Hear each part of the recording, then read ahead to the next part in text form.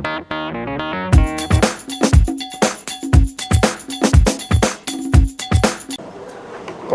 God, ruler of heaven and earth, we beseech thee to inspire and guide all our counsels and actions, so that we may always walk in the path of justice, love, and charity to one another. Help us with thy grace to do only things that will promote the unity, happiness, and prosperity of Nigeria. Amen.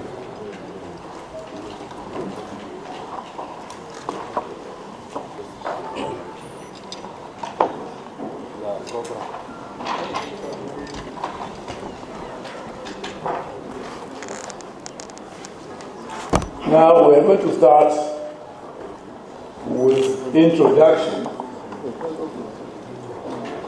of members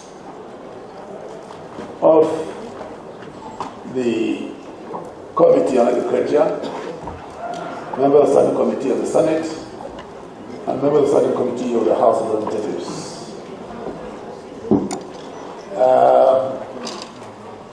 I will start from my extreme right. Introduction, please. Yes, good afternoon, Mr. Chairman, Senate Committee, Mr. Chairman, House Committee, Chairman, House Committee, Honorable Minister and his team. My name is Kayode Oladile. I represent Egbado North, Imekwa from Federal Constituency and from Ogun State. Thank you. Mr. Chairman, distinguished colleagues, honorable members, honorable minister, and also the staff of the Ministry of Agriculture. My name is Senator Fmard and I represent Kebbi Central in the Senate of the Federal Republic of Nigeria. Thank you. Mr. Chairman, permit me to stand on the existing protocol. I'm Senator Aliu Sabi Abdullahi. I represent the Progressive People of Niger North Senatorial District, Niger State. Thank you. Go on. Okay, for this one. Go on.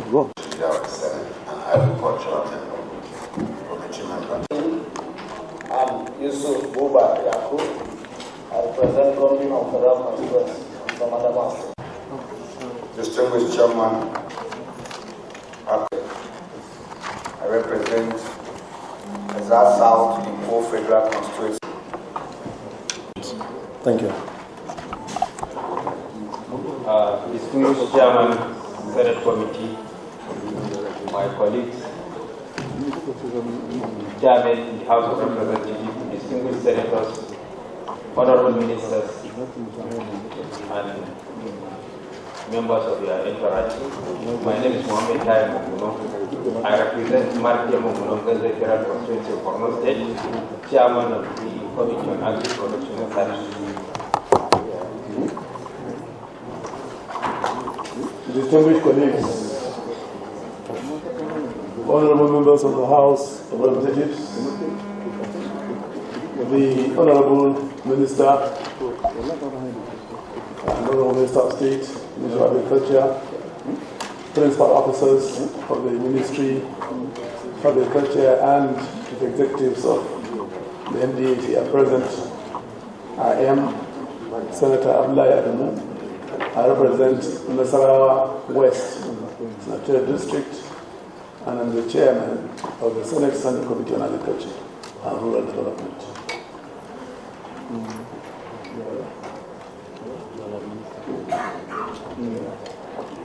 Honorable Minister, can you have an introduction from your end before we take on? Senators, distinguished members of the House of Representatives, we wish to thank you very much for agreeing to see us as members of both committees this morning. We recognize the honor and respect you've given us, and we are here to present to you budget for 2016 and to seek your cooperation and understanding in trying to move agriculture forward, as it is today one of the very few sectors looked upon to move agriculture forward. On my right, I have the Honorable Minister of State, Senator Anakin Lokubri.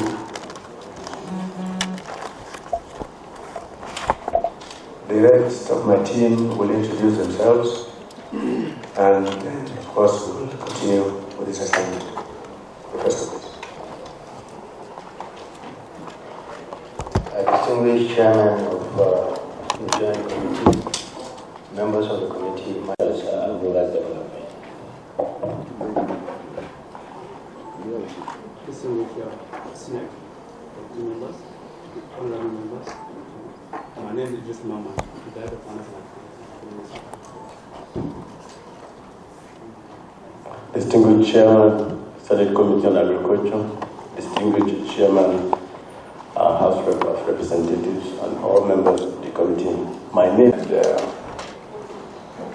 Honorable Minister and his team. Distinguished ladies and gentlemen,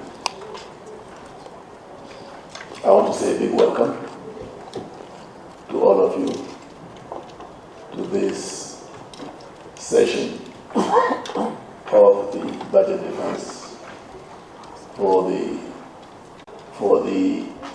delay in the commencement of this event. Just for the records, this came about because we thought it wise to have a joint sitting, the Senate and the House of Representatives. The number that we have to deal with is such that we need a hall like this. And because this happened to be the season for budget defense, every standing committee of the Senate is on the same page, wanting to beat the deadline that we have. And earlier, the place that is traditionally for the agriculture, we found it couldn't. By the time we looked for 30 ones, the one like that, only two like this is already occupied. We had alternative one, diary room one, and we thought it was all okay. I inspected it before 9 o'clock this morning, and I was so convinced it was okay. The minister came in time with his principal officers, Minister of State and principal officers of his ministry. And they were in my office when my attention was drawn, when most members and our guests had arrived. The place was jam-packed, and the report I received was the air conditioning was not functioning well, and it's not going to be a 30-minute affair or 1 hour affair. So we thought it appropriate to see if we can make arrangements to have a transfer of the venue. By the time we got through with that, we had lost about an hour and a half. I take responsibility for this. I apologize. I do hope that we will be able to have a very, very meaningful, very fruitful deliberations. Now, today we are here essentially to get the presentation from the Ministry of Agriculture in regard to the allocations, in regard to releases of the previous fiscal year, performance of the budget the previous year, and to see what has been allocated to the ministry and all its MLAs, so that we will be able to have an appreciation of where agriculture is heading to and how far we have been able to keep faith with whatever budgetary provisions we've had before this one. Expectations are very high for Nigerians because this government has made pronouncements from the period of campaign right through to acceptance speech, the victory in the elections, and during inauguration, and to cap it all when His Excellency President Muhammadu Buhari came to present the budget proposal. He has been very emphatic about the fact that we need to go on the fast lane to diversify Nigeria's economy. And the first point of call with diversification is Ministry of Agriculture, or agriculture as a sector in our economy. We therefore want to hear what proposals you are bringing forth for our consideration so that we do the expectations of our great countrymen and women in regard to their expectations on agriculture. And I want to just announce that when we started, the Vice Chairman of the committee, Senator Committee, distinguished Senator Theodore Odi, member of my club. That's special. You're most welcome. So may I call on the Chairman, House Committee on Agriculture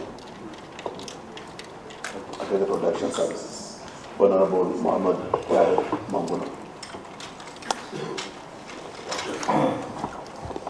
Chairman of the Senate Committee on Agriculture and Rural Development, my colleague, Chairman House Committee on Agricultural Colleges and Institutes, distinguished the Vice Chairman of the Senate Committee, the various Vice Chairmen of the two committees from the House, distinguished Senators, honorable members, honorable Minister and members of the team, distinguished ladies and gentlemen, good morning or good afternoon? Good afternoon. Well, as rightly pointed out by the distinguished chairman, this exercise is in consonance with the provisions of the Constitution of the Federal Republic of Nigeria, which is the grand norm of the land that gives the power of appropriation to the National Assembly. It was in the exercise of that onerous and sacred responsibility placed on the shoulders of the National Assembly that we are gathered here today to discharge that function. As ministries, departments, and agencies, we have to look at it and appropriate same. Having said that, I want to say that the allocation to the agri sector in the 2016 budget is an improvement compared to what has been allocated to the sector in the 2015 budget. In the 2015 budget, the sector got 0.90% of the federal budget, while in the 2016 budget, we got 1.26% of the federal budget. So it's an improvement, and hopefully by 2017 we'll get further improvement.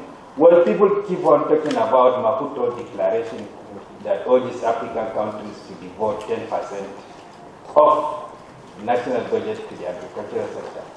But our consolation here in Nigeria is that agri is in the concurrent legislative list.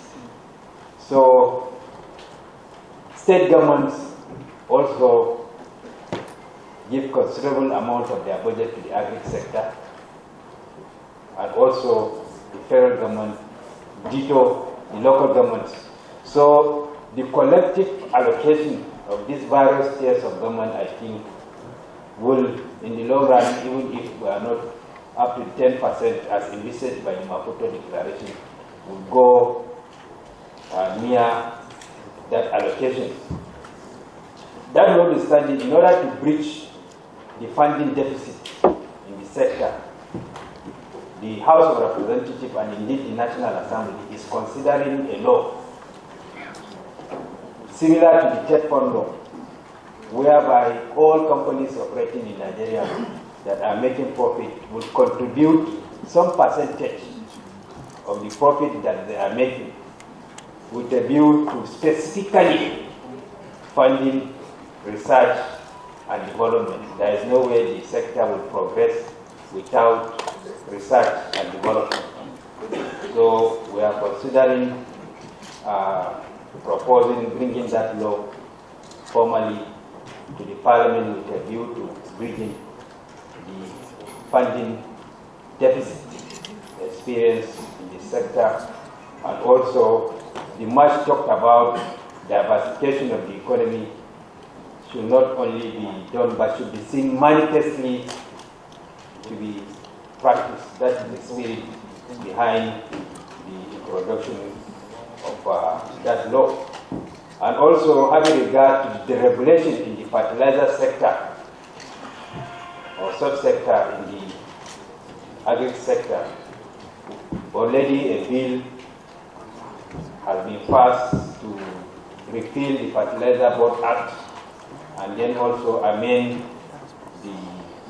bring a new law regulating the sale, purchase and application of fertilizer, because fertilizer is key to improved yield and production in the sector. So these are some of the things that we are doing as Parliament that is responsible and responsive to the yearnings and aspirations of the people that gave us the sacred mandate to represent them with a view to moving the sector forward. Once again, thank you very much for coming. We are looking forward for a fruitful discussion. Thank you, sir. Thank you very much, Co-Chair. May I invite Chairman, House Committee on Agricultural Colleges and Research Institute, Honorable Linus Okori, to make some remarks. Thank you, Coordinating Chairman, distinguished Senator. Because of time, let me apply to stand on the beautiful protocols that have been very well established. First I'll do is to commend the spirit behind this synergetic effort, which is novel in the approach to looking at the budget of agencies in this sector. It's not been known before, except for special assignments that the Senate and the House of Representatives come together to sit in joint session to look at matters in this manner. And this goes to prove the very prominent importance that this National Assembly attaches not just to this budget but to supporting the government of the President to ensure that his vision for Nigeria is reasonably giving the impetus to achieve the best that is possible for all of us. My colleague Chairman has spoken variously about the sector, especially the Chairman of Agri Production and Services in the House of Representatives. And he mentioned very key important areas that the House in particular is working very hard at to support the effort of government, for the executive and totality of the system. I would not dwell on that. I therefore want to point out that yes, it's true, improvements are being done in the funding profile as given by the data provided. But we still encourage the executive to see what can be done going forward to within the difficulties that are available and the competition for resources in all sectors. Agriculture is a sine qua non to our survival. We would encourage that going forward, Mr. President should find ways of giving more funding, both in quantum and in percentile, to the sector to appropriately drive the vision of making this the commanding cornerstone of this struggle to vision to diversify economy. To the minister and the ministry in particular, I would want to recommend that, given the various interventions at the national level, at the state level, and local government, a synergetic relationship that can bring a cohesion to these programs and fundings should be built continuously. Luckily, the National Council of Agriculture is coming on very shortly. I'm suggesting that we look at ways of getting the state and the federal government in particular to harmonize programs and funding opportunities so that we don't see a lot of duplications that go to overlap. And you find instances where federal government projects are completed, but because the state never bought into them, they lie there, fallow, and not utilized. So we should, given our present scenario, look for opportunity to synergize more and synchronize our programs and projects such that any use of funds would go down the line and affect the people properly the way it should. I wish to thank you, Mr. Chairman, for this opportunity to contribute, and assure that the House of Representatives is very ready to give its support, but of course will be very ready also to put more impetus to its oversight when this budget is finally passed. Thank you very much. With the presentations, you find accommodation for whatever you want to add on the opening remarks. At this stage, I want to call the Honourable Minister. As was said earlier by the House Committee Chairman on Agriculture, this year's proposal is an improvement on last year's. You will see the details later. Even though only 50% of last year's budget came across, the ministry still managed on. This year we have a budget. You will not see any huge capital provisions because the ministry does not engage in huge capital projects except when it is absolutely necessary. The policy now is to drive growth and support to the private sector, and especially to the small-scale farm, who over the years has been the one not only feeding us, but actually subsidizing the national diet. Because if the present farmer was to cost him or pay his or her labor, it would be impossible for any of us to buy food.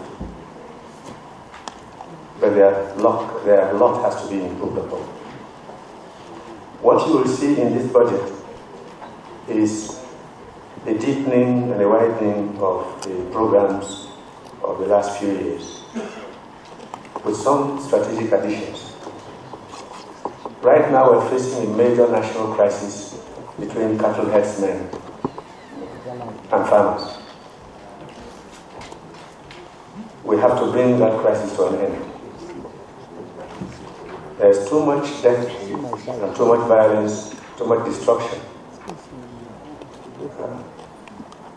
Gunfire being used by herdsmen against rural farmers. So we decided that we're going to develop massive paddocks across the country. What the cows are looking for is grass and water. And we have the capacity to grow the grass they want, not just any kind of grass, but highly nutritive grass for the cows to eat. If it can be done in Kenya and done in Saudi Arabia, there's no reason why we can't do it here.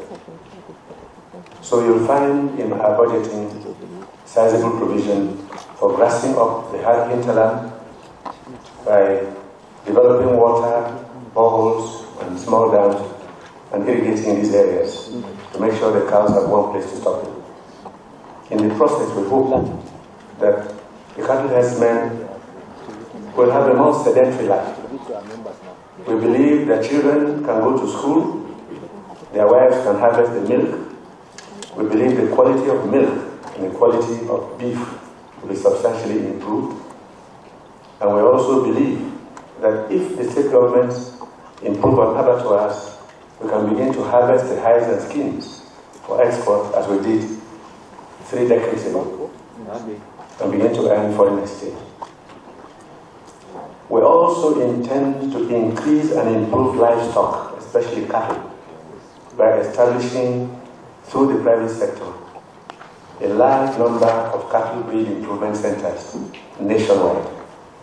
It is no longer the exclusive business of the Fulanis to keep cattle.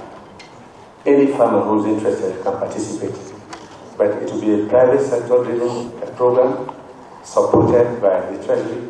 We shall standardize the kind of cattle, the kind of semen to be improved to target meat or beef. It has been done elsewhere, it will be done here. We intend to improve on mechanization.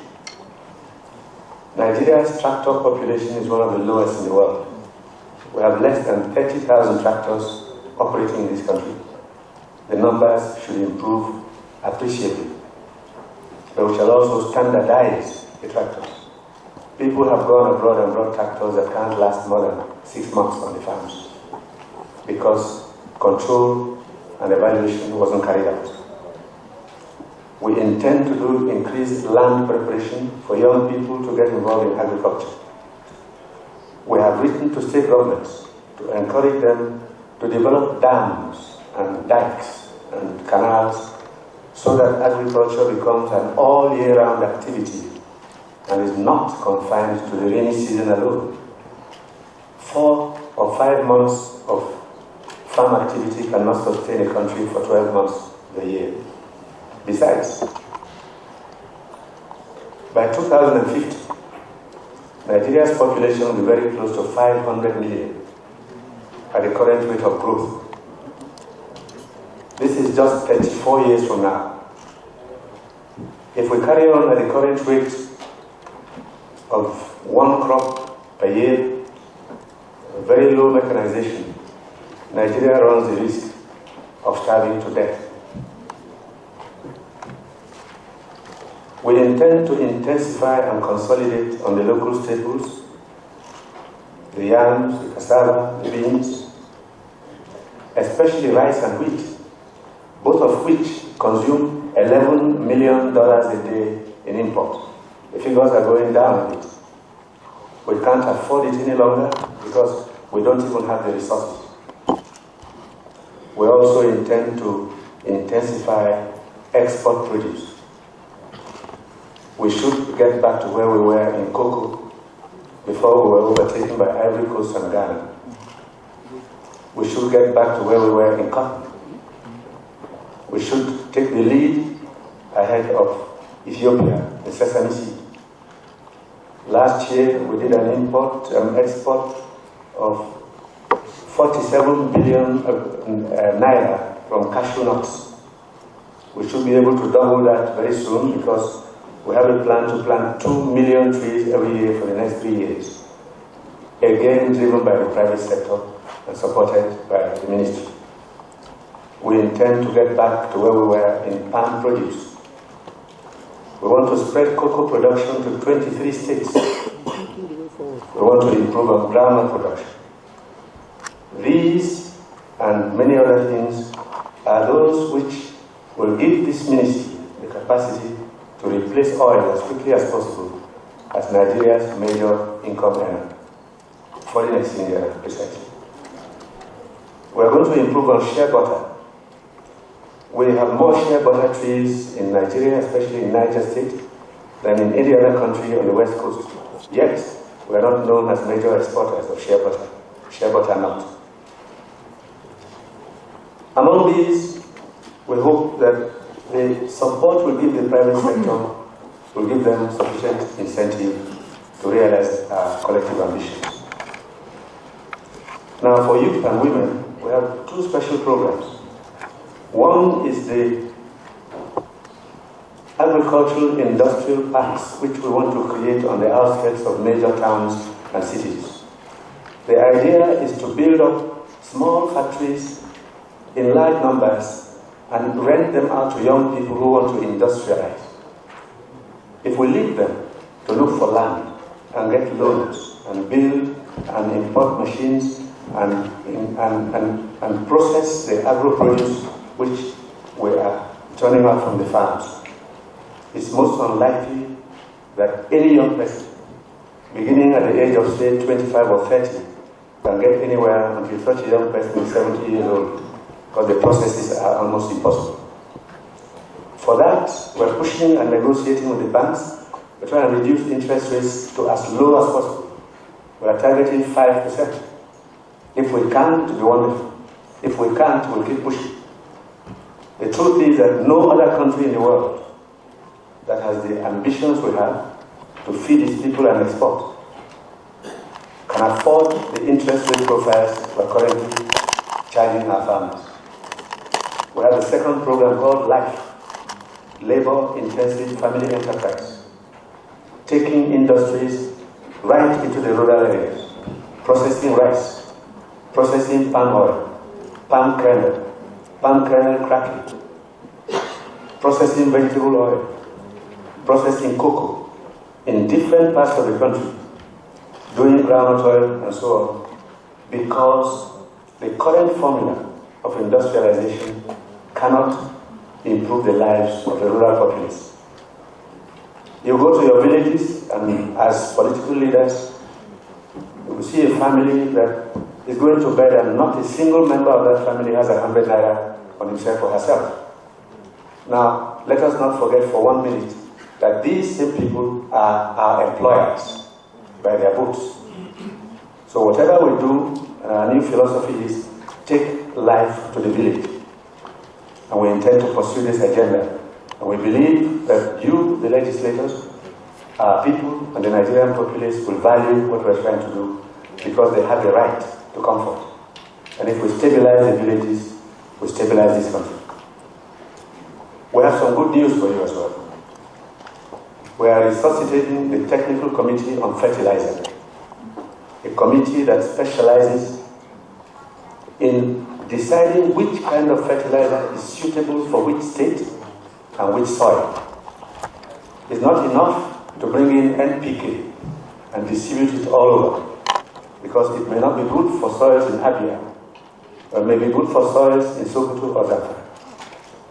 The good news also is that we now have a soil map of Nigeria, and we have an agroecological map of Nigeria, which we will use to determine what kind of fertilizer can be used by a farmer for the highest yield and the highest benefits. We are improving on seed distribution, but we have to improve on certain distribution patterns which have created some problems for us. We shall correct them during this budget. For the rest, we want to thank you for receiving us and to say to you that whatever we have, we shall apply. We shall be in constant consultation with you and with the Nigerian public by constant seminars and discussions, because no single person has a monopoly of knowledge on this subject. With that, the Chairman, Senate Committee, and Chairman, House of Reps Committee, distinguished senators,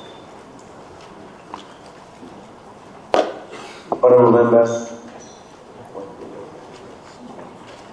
we will now go quickly through page 25 and show you the summary, the layout of this year's budget and performance of the previous year. This year's budget, well, last year's budget first, on page 3, you will see how we applied the little we had.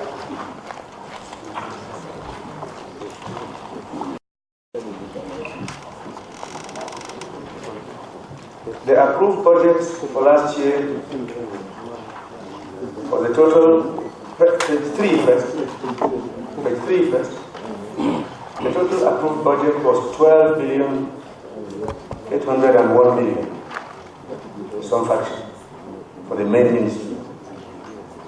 This was made up of 7 billion of personnel costs and the sum of 218 million for overhead costs and 5 billion for capital projects and programs.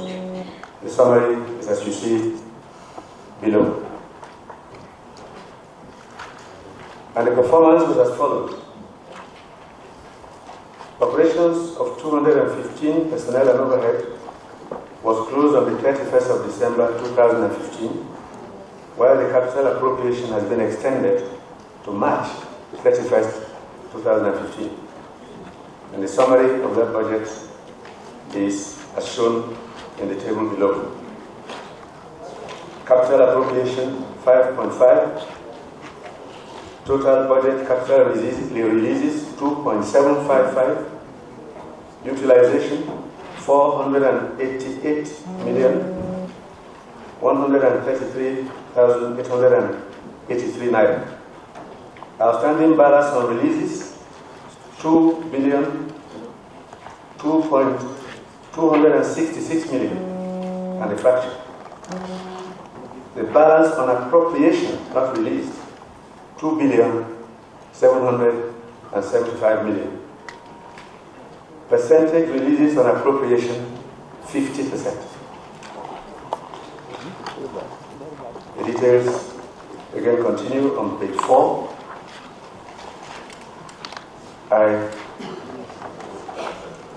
Then we can now go to page 25 for you to see what this year's proposals look like.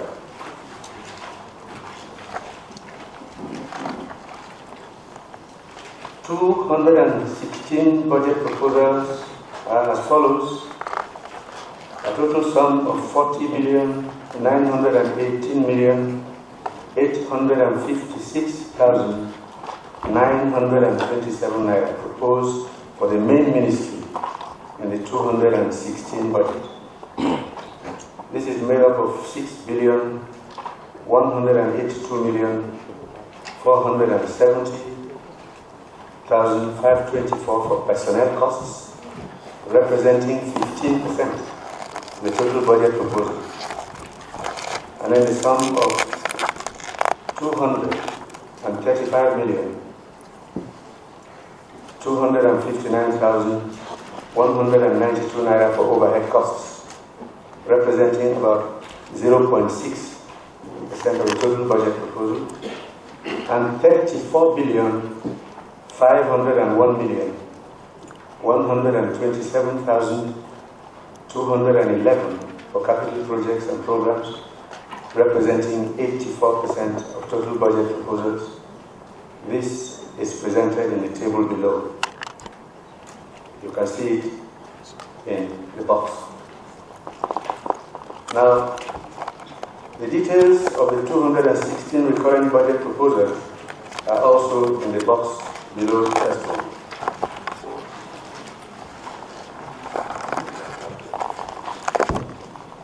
Now, the capital budget is on page 27 as follows.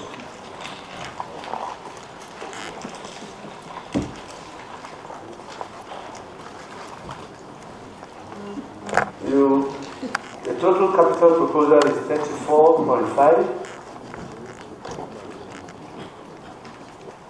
Import substitution value chains will consume 10.4 billion.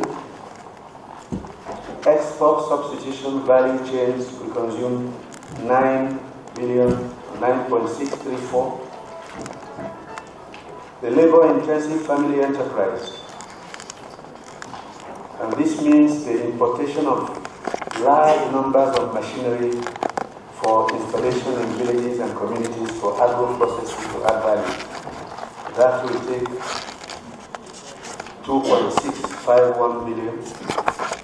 rural roads and water sanitation, 2.492 billion.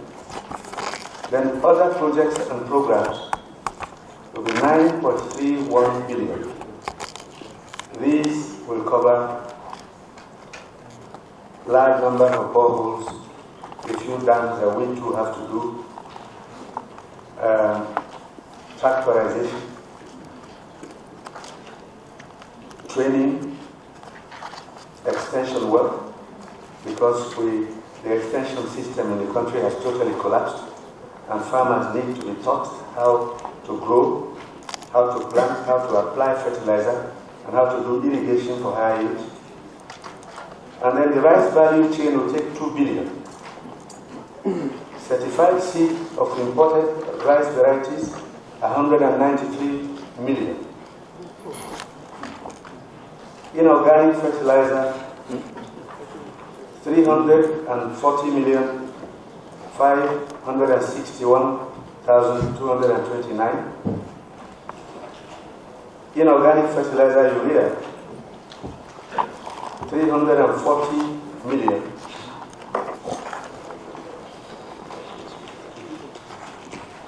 It continues on page 28, especially wheat.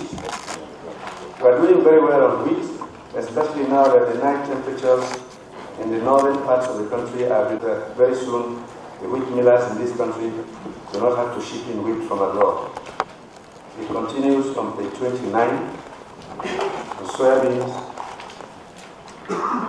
maize, goes on to page 30, the cattle breeding value chain, fruits value chain, as you go down the page,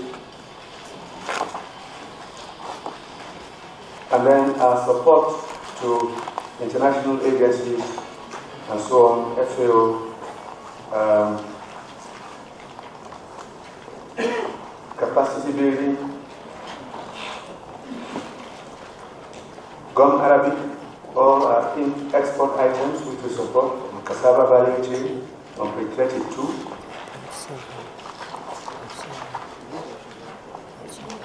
Page 33, you will see cocoa there. And the cowpea value chain has to be seriously dealt with here because recently we faced the embarrassment of beans being banned or being restricted by the Europeans. Again, packaging and quality control is one major problem which our produce are facing. But we must emphasize that since Nigeria is going to rely on agriculture, we can't afford any further embarrassments. So quality control is going to take quite some of our attention. On page 34, the oil palm value chain.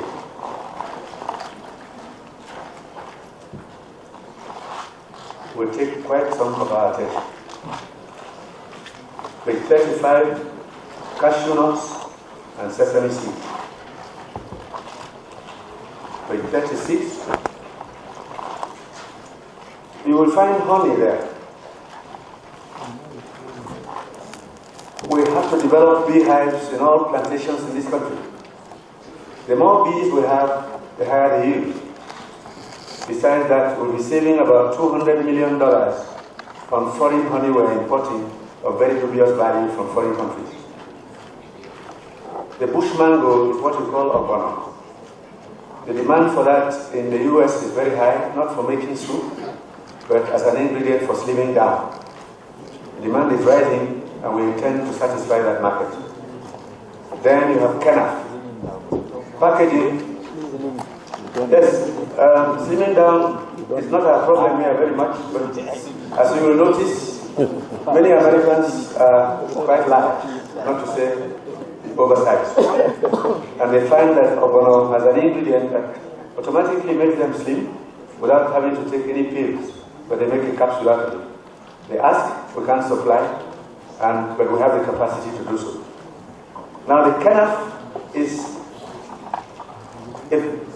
a legume which we intend to extract for making jute bags for packaging our produce.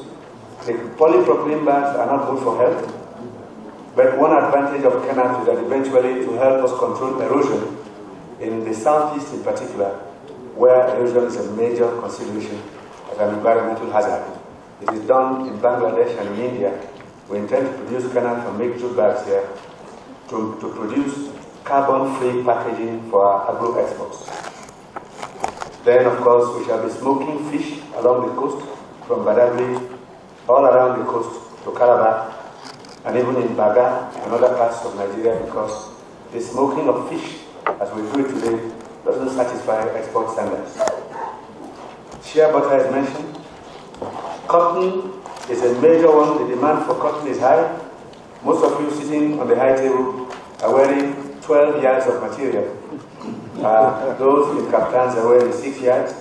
The local demand is high, but the demand abroad is even higher. Nigeria was the leader. We intend to get back there. Rubber is on page 38. Sorghum and millet on page 39.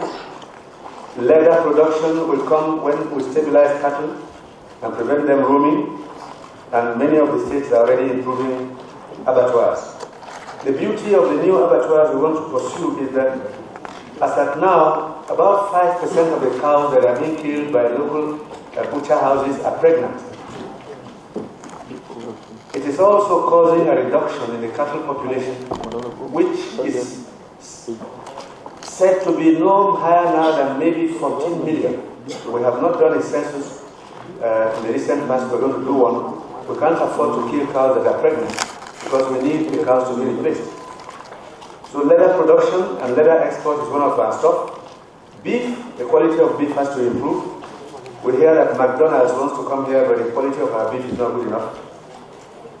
And the LIFE program is already mentioned there, with 41 agriculture programs, aquaculture for fish. We are spending $600 million a year importing fish. We need to cut it down and stop it. The grazing reserves I've mentioned, the staple crop processing zones. We've had one disappointment by one of the investors in the project in Kogi State. We intend to find a replacement.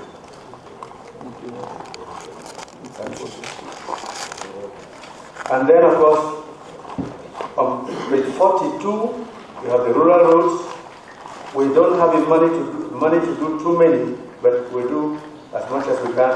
And a lot of these will cover some of your constituency projects, which we intend to do, knowing very well that we, you and ourselves, are riding in the same boat.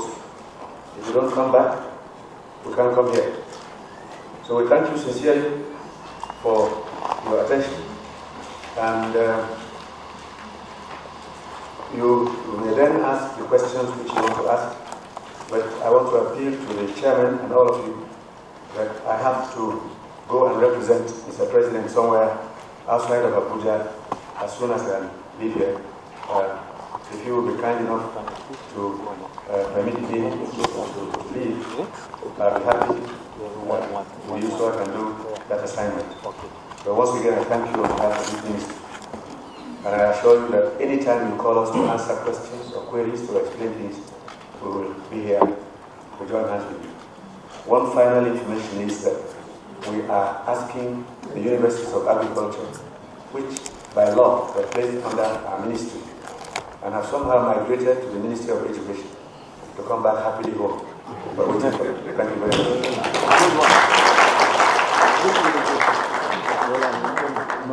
Thank you very much, Honorable Minister. Distinguished colleagues, members of the standing committees, yes, I am aware of the prayer that the Honorable Minister gave at the end of his submission. He is going to represent President Muhammad Buhari at the funeral of the 14th, which is taking place today. So, in indulging him, I will restrict the number of people that will ask questions on the committees of the Senate and the House to 2 each. And then if we have to continue, after easing him out, we can continue with his colleague who will continue with us at the sub-state. So I take 2 senators and 2 members of the House of Representatives. I recognize Aliyu to my right, Shitu, distinguished to my left, and behind me there in green is the agriculture, Honorable Buba, and any of you want? Okay, Nnamdi. Nnamdi. At the end.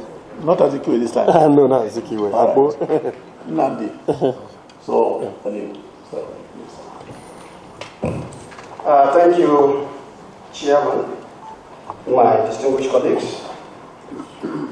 First and foremost, I want to congratulate the Honorable Minister for his presentation. And I can see very clearly that there's an attempt in this budget to align a very clear national policy focus with activities that the ministry... 6 months out of the 12 months we have, that is, they go only for the rainy season agriculture farming. So I want you to concentrate more on the dry season farming. And I also want you to concentrate on this drip irrigation. You know, if we wait for governors to put dams and so on, these are capital projects or capital intensive projects that may take time. But the drip irrigation gives fast results. And a kit of this drip irrigation of about 60,000 naira can utilize about 1,000 square meters, which will give some 300-something thousand in the pocket of the farmer. So I want you to look at that. Secondly, I want to give you a solution to this problem of non-implementation. You know, the legislators are the closest people to the poor man because we represent different constituencies, different senatorial districts. So you should partner with the legislatures to see that training centers, agricultural training centers in their constituencies, partner with the ministry to train farmers before they are given these starter kits, because without training, most of the time they don't utilize it. Mr. Minister, because of time, I will stop there, but I will also finally commend you for the import-export substitution you are putting in your budget. Thank you very much. Honorable colleagues. Mr. Minister, we are legislators and we have constituents, and we would like to encourage our constituents to take advantage of all these numerous opportunities.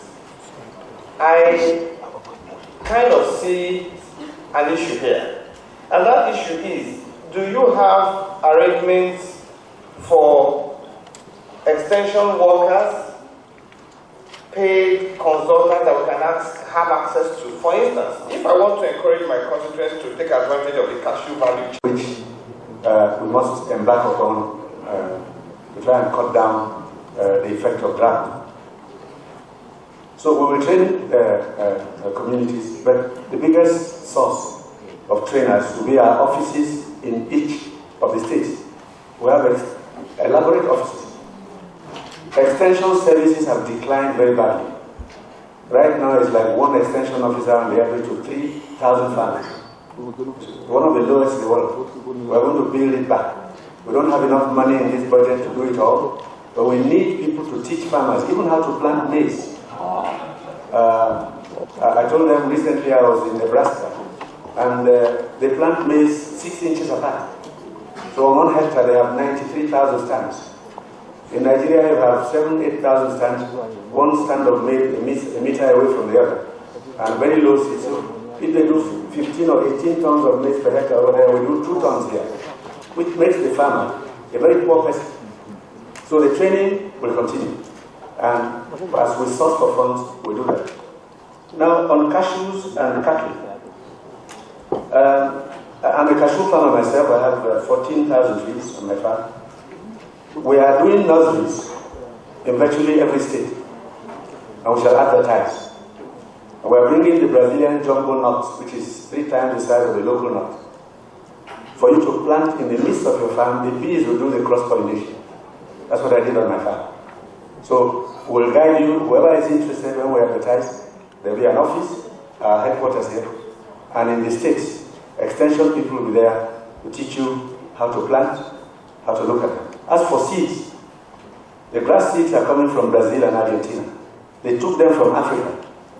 The Kikuyu grass, the Tanzania grass, the Sudan sorghum, the clove, they took from here. Worked on them in their labs and now have 28% crude protein. With that kind of grass, they are feeding cattle, and the cattle are giving much more better milk than we're getting from our cows here. So we'll get the seeds for you. The whole idea is to spread this thing nationwide. Whichever one of you is interested, reach out. This thing is not about just confining it. I hope one day our people in the south, with the degree of rainfall you have, can even export grass. Saudi Arabia buys grass from the US to feed cows. Can you believe it? Grass from the United States to feed cows in the US. And that's why Saudi Arabia produces 10 million pints of milk per day. The desert country, and they export milk to the Gulf states. So they have done these things elsewhere. We must do them here because it's not rocket science. So I thank you very much for your goodwill. And Mr. Chairman, I appreciate your kindness. But this program is for all of us.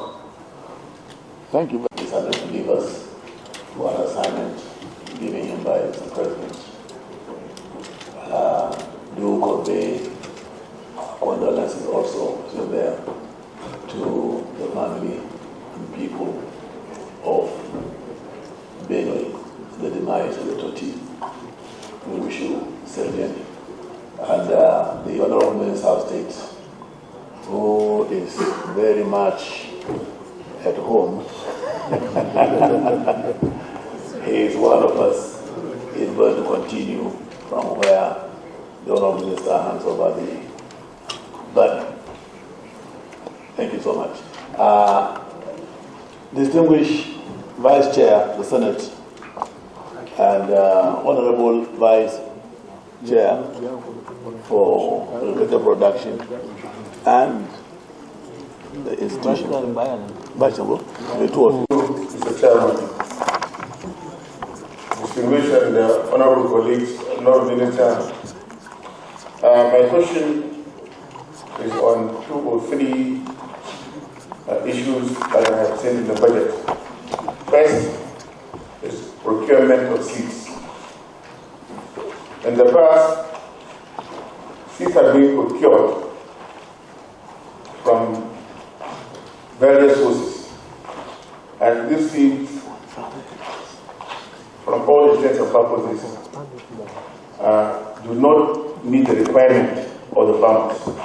The whole idea is to get hybrid seeds that can boost production from 2 or 3 hectares to about 7 or 8 tons per hectare. And at times, the ministry award contracts to contractors to supply seeds, and they go to the farmers and buy these seeds and submit to the ministry. I have seen that in more than 3 or 4 states because I deal with rice, and the farmers that supply rice to us, fertilizer to us, are the ones that also supply seeds to the ministry. And there is no quality control, there is no improvement in production, and we continue to have that. But I'm told that we have procured seeds from Kenya, and even in the presentation of the Honorable Minister, he said we are going to procure seeds from the United States. So I hope care will be taken actually control the quality and the type of seeds that will be supplied to the ministry for distribution to the farmers. Secondly, on the issue of mechanization, I commend the ministry for reintroducing it. And there used to be a program on public-private partnership on tractorization. I don't know whether the ministry intends to revive that, because it has worked very well in the past, and if it is reintroduced, it will certainly increase tractorization in the country, which at present is very low. There is no way we can boost production agriculture without mechanization. It's a fact. The issue of using horse and other implements, we should discard that for now. We should, if we are really serious, we should embark on mechanization. I commend the ministry for doing that. Now, agriculture, like somebody said, is at the grassroots. And I know the governors are doing a lot to also boost and improve agricultural production. I want to know whether there is synergy between the ministry and also the governors at the state level. I say this because at times the ministry will embark on programs and projects without contacting the governors. And at times there is duplication. This should be avoided. Let me commend the ministry for raising the issue of cattle rescue and bringing the proposal on postures